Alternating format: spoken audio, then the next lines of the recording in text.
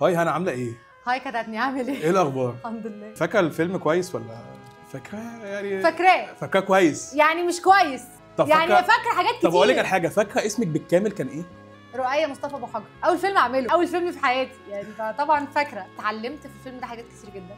بص يعني الفيلم ده كون صداقات حقيقيه، ليلى وحنان واشرف، حاجات كتير قوي في اثكس الشغلانه اتعلمتها في الفيلم ده. يعني ايه تخلص الشوت فتلاقي الممثل اللي بتمثل معاه واقف ورا الكاميرا كده، مزنوق في حته مش عارف يقف عشان تبص في عينيه، ما تبصش في الهواء. يعني انت في الاف خلصت، مش هتخلص بقى وهو بقى يمثل مع الهواء مع نفسه بقى. وي كان باي ذا واي اتس اوكي، بس الاحسن ان يبقى الممثل اللي انت بتمثل معاه واقف معاك. هو اول فيلم وكان فعلا سبورت.